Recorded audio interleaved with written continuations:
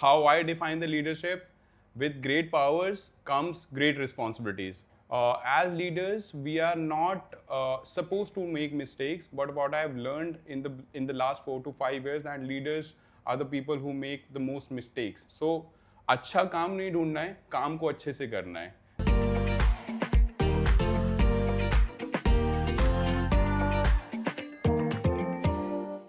There is a quote, take care of your body, it's the only place you have to live in. But in the race for success, it's usually the first thing that we ignore. Today, we are flipping that, and joining me is Sandeep Kumar, who leads strategy, business, finance and people in PBPartners and who truly lives this mindset every day. Sandeep, welcome to InsurCast. Thank you for having me here. Sandeep, everyone wants to reach at the top. Yes. There's this perception that once you reach the leadership roles, you've made it. But what people don't see is the constant pressure, the decisions, the numbers. It never really switches off.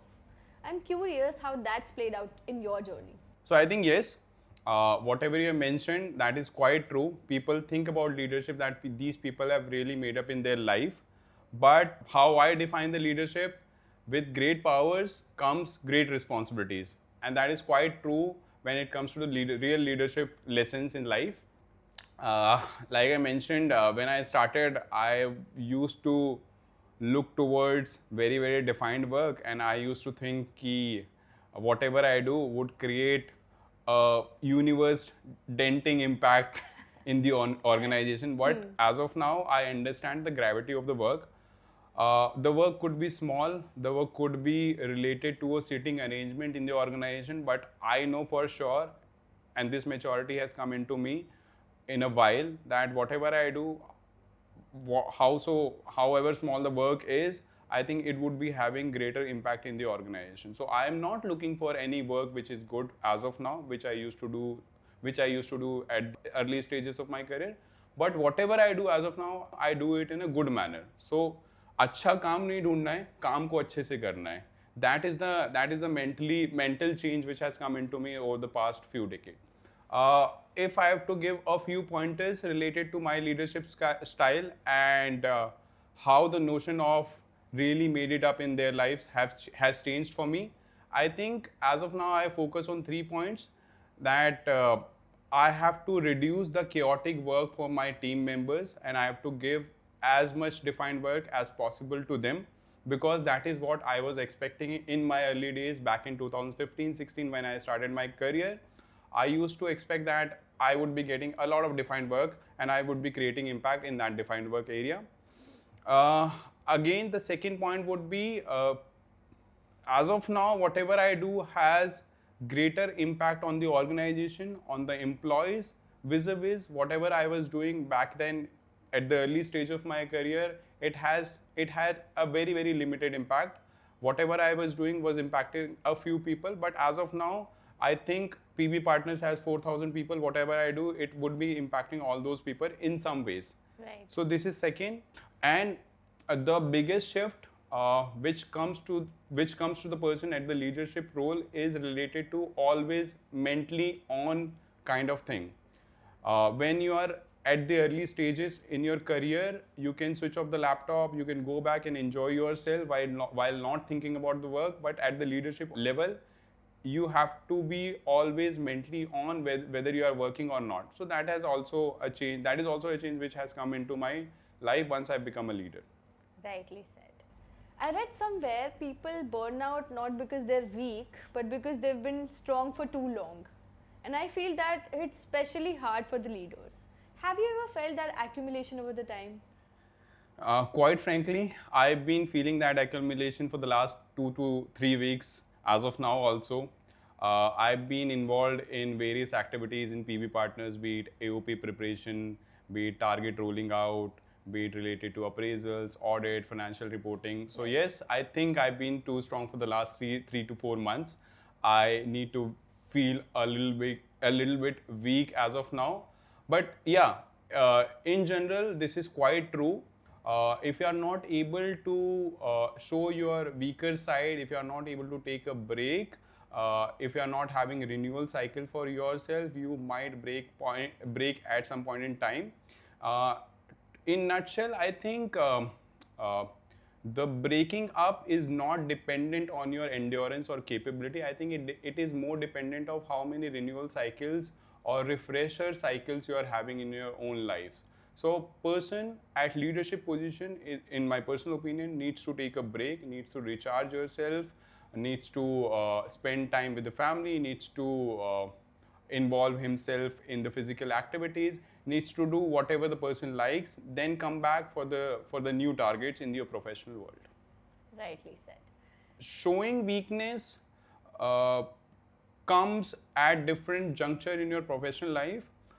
The best example of showing weakness is related to admitting your mistake. Correct. As leaders, we are not supposed to make mistakes. But what I have learned in the last 4 to 5 years, that leaders are the people who make the most mistakes. It is up to them whether they are admitting to the same or not. And it has come to me in a very very hard manner that admitting mistake is not a sign of weakness, is a sign of maturity. So if your team member is right, if they are saying something which is more logical than your thought process, I think you can always admit your mistake and move forward and take inspiration from that thought process also. A lot of high performers almost wear it like a badge. Late nights, no breaks, hands always on deck. It feels productive until it doesn't. Was there a moment where you realized that this might not be sustainable? Yeah, this is quite true. In our organization also, we feel that if you are spending long number of hours, you are actually more productive. In my early career also, I've seen that people are equating long number of hours with the productivity.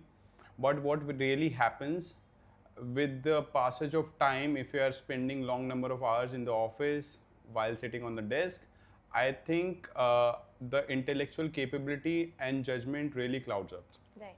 And for me, I think the real turning point or inflection point came in realizing this fact also, that I might be very very high on my physical energy. I can attend every meeting, I can show up in every meeting, but the kind of intellectual capability I present there, the kind of judgment I present there would be quietly on a decline. And that was a game changer for me. As of now, what I try to do, I try to optimize between the long hours and the judgment. I wouldn't be putting the long hours in the office. I would try and recharge myself so that I can be better on my judgment as well as intellectual capability, because as leaders you are supposed to take very very rational decision, very very impactful decision. But if you are very low on your intellectual capability, the decision quality wouldn't be that high. So I consciously try not to fall in the always on trap. I consciously try to optimize between always on mode versus the judgment capability. There's often this idea that fitness is optional and it's something you do when you have time. But the more I speak to leaders, the more I feel it's actually the foundation. Since you are also a fitness freak, when did that shift happen for you? I think you rightly mentioned fitness is the foundation. Right. As long as you have energy to do the work, to discharge your professional duties, I think you can do your duties. Otherwise, you cannot.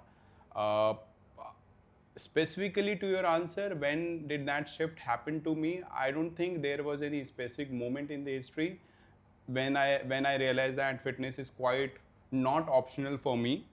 I think this gradually crept into me, that fitness is the basic infrastructure on which I will, basic foundation on which I will build my professional career.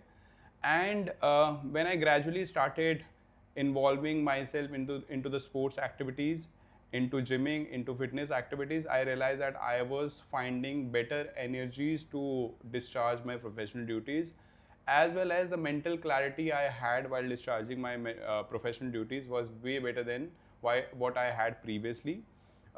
When this confidence started creeping into me, kind of started coming into me, I started thinking fitness not as an optional instrument in my professional career, as a mandatory instrument which can actually give me a boost in discharging my professional responsibilities.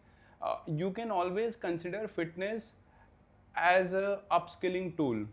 In the age of AI, everybody talks about कि यार AI क्यों नहीं सीखते हो, coding Right. क्यों नहीं सीखते हो, या financial analysis क्यों नहीं सीखते हो, and many more skills. I think we should always take fitness or name fitness in the same sentence as that of AI and financial planning and analysis and sales and everything, because that is also quite a complementary skills in your life which can actually boost your professional um, uh, career, which can actually boost your professional results. So yes, uh, the the change hasn't come into me at a specific has not come into me at a specific point in time. It has gradually come into me when I started realizing the benefits of the same. Sandeep, some people say that mental strength is completely separate from physical discipline, but others believe they're deeply connected. What's been your experience? Do the two feed into each other? Yeah, I think so. They really do feed into each other.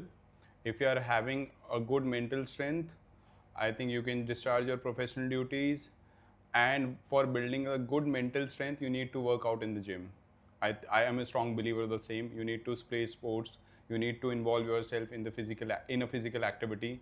So that is quite true. And a very basic example could be, let's say, if you are having a very stressful day because of the work, you have faced a lot of challenges during the day in your professional life, and at the end of the day, in the evening, if you hit gym, if you are involving yourself in a sports activity, fitness activity, scientifically, the amount of dopamine it will release in your body, I think the stress will go away. Right. And you will feel more recharged, more refreshed after the sports activity. So yes, I think they really do feed into each other. As the old age saying, a healthy mind lives in a healthy body. I am a strong believer of the same. If you are having a good body, good physical shape, if you are at the peak of your health, I think your mind would be functioning in a better manner. So yes, that is quite true. We can take a very small example. If you are having a very stressful day at the work, and if you are feeling a lot of pressure because of the work, and at the end of the day, if you hit gym, if you involve yourself in a sports activity, I think the amount of dopamine it will be your body will have after the activity, it will naturally reduce the stress for you. So while you are working out, while you are building your body, while you are doing the cardio at the time of involving yourself in the sports activity, uh, the pressure will be naturally eased off from yourself. Right. So that is quite true. And apart from that, if you have this kind of attitude towards mental as well as physical health, that they really feed into each other, uh, you can actually discharge your duties in a better manner. Sandeep, इसके beyond भी आपको of course mental load feel होता होगा. How do you manage that? Yeah, we have been talking about this, that at the leadership level that you feel constant pressure because of numbers, expectation, outcome, failures and everything, and you are inevitably going to feel the mental load because of the same. I think there are a couple of points by which as a professional we all can manage our mental load as leaders. First would be, I think, a structured framework to actually uh, discharge your duties or take up your projects. If you are having a very structured thought process, if you have laid down your thought process on a paper, discussed with the same with your team members, built a very strong communication around that structured thought process, the responsibilities becomes a lot easier. After that, as leaders, we should always trust our team members with the responsibilities. If you are not delegating the task to your team members, if you are not trusting them, I think you are not able to build a system which is scalable, a business which is scalable, because you cannot do everything by yourself. You have to trust team members. So delegation becomes really important when you become a leader. And obviously, finally, the prioritization framework. You are going to be bombarded with n number of activities at the leadership level. You should develop that intellectual capability to prioritize your work in the impactful manner. Not every problem should attract equal amount of mind share from your side. You should be rational enough to prioritize in the descending order of the impact of the work and then take up the responsibilities. If you do these three, I think you can manage a lot of mental load at the leadership position also. There's a saying, The culture of the team is a reflection of its leader. Do you see your own habits influencing the people around you? That is quite true, I would say. Actually, the culture of the team is a reflection of the leader. That is quite true. And I have actually seen that in my professional life. If I am being online for the long hours, I think my team will be pressured to mirror that. If I am doing something which is unprofessional at the workplace, they will get the liberty to do the same. I think in some senses, leadership is quite like parenting. Just like your children, just like your child, whatever you say doesn't matter, whatever you do matters. Team will actually assess your actions on a consistent manner if you are demonstrating the words which you speak through your actions also consistently over the time. I think they will be influenced by the same. But if your actions are inconsistent with your words, they will get a mixed feeling that their leader is not a very rational one. So a very simple example could be while dealing with a problem, if you are presenting a structured thinking in front of them, they will be actually getting an inspiration from you that I have to present every solution in a structured manner. If you are following your timeline, if you are very disciplined on your time, if you are doing every meeting as per your calendar, they will be actually getting inspired from your discipline, or I would say feel pressured because of that, maybe to follow a disciplined manner. But if you are not very if you are showing a lackadaisical behavior because of your timing, because of your problem solving attitude, they are going to adopt the same actually. So the saying is quite true. Leadership is quite like parenting. Whatever you do matters, whatever you say doesn't. Does it apply in the field of fitness also? Are they influenced by you to go to the gym? Yeah. So I've seen that change in my team also. By the way, we have a very good culture, team culture as of now. We do talk a lot about other things except work. Right. So one of the topic has always been fitness. So some of the people in my team has actually adopted the fitness in recently, Wow. because I've been talking about fitness a lot Oh, with wow. my team members. Earlier people started doing the gymming on Saturday, Sundays, but now I can see they are late to the office also because of the gym purposes. So that is quite heartening to see that I could influence some kind of good culture in the team, which is not helping only their professional life but their personal life also.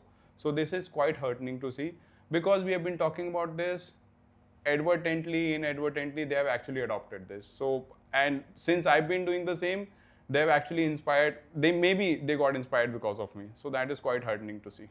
Can you share a specific instance with us? Yeah, sure. There's this girl in my team. We were talking about legs exercise one day, and she used to carry weights, or she used to do squats with almost 40 kgs, 50 kgs. But when I told her what weight I could carry in my gym for the squat exercise, she got quite inspired because of that. We had a conversation recently, and she told me that she could actually increase the amount of weight which she could carry during the squat exercise. Oh, that's great. Sandeep, if success comes at the cost of health, it's not just success, it's also a delayed problem. What are your opinions about this? That's a really interesting question, and really impactful one. I think even if you get succeeded, and if you have not involved yourself in the physical activities during the initial days of your career, I don't think that is a real success for you. I think that is a deferred liability for you. The liability which is going to hit you further down the line, somewhere down the line. People have been focusing too much on building financial wealth, getting successful in their professional journeys. But I think there are a couple of measure of success which a person really should take into account to build a holistically successful person. Taking my personal opinion into the picture, I think the measure of success starts from having a purpose wealth. a person should have a good amount of purpose, a greater purpose in his life to become a successful one. A person should have time wealth, the person should have the time independence, so that if he gets to involved in a certain activity, he should have enough time for the same. The person should have relationship wealth. Even if I'm getting successful and I do not have people around me to discuss the success, to cherish the success which I've gotten, I am not very sure I'm going to enjoy that success very much. And obviously, the fourth one would be for me the fitness and health success.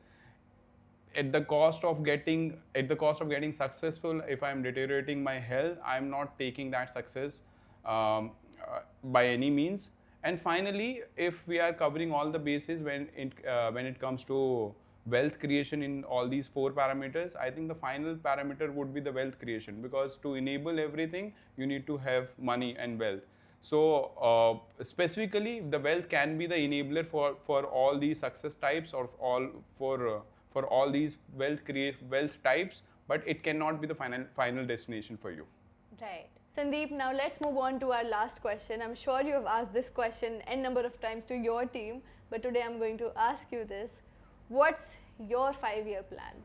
Okay, the eternal question of my life. I think people have been asking me this question for the past 2 decades. Where do you want to see yourself in next 5 years? So yes, today also I'm going to answer this. I think I've just really talked about it just recently. In the next 5 years, I think I would want to focus on all types of wealth creation for myself, be it time wealth. I want to take out time for myself to get engaged in the activities which I really like. I want to build the fitness and health wealth for myself, because if I'm not living in a healthy body, what would I do with all the successes around me? I need to have a relationship wealth for myself. I have been recently blessed with a baby daughter. She's 6 months old as of now, and I think the next 5 years would be quite interesting and full of blessing for me. And I would really see her grow up to a toddler or a school-going children. So I'm going to cherish all these 5 years. Post that, I need to have a greater purpose than my job. Within my job also, I've been very, very fortunate to find the purpose in my current role, in my current organization, but I need to have a greater purpose in this also, so I would be focusing on that also. And finally, just to enable this, I will be working, I will be putting my best effort so that I can build my financial wealth also, because I think that is an enabler for me. So yes, next 5 years, the 5 types of wealth I would be creating for myself. Oh wow, now I am inspired by you. Thank you so much for being a part of this podcast. Always Sandeep. a pleasure. And for people watching, I hope you took the right inspiration. And for more such informative videos, please subscribe to PBPartners Pathshala. मिलते हैं next episode में.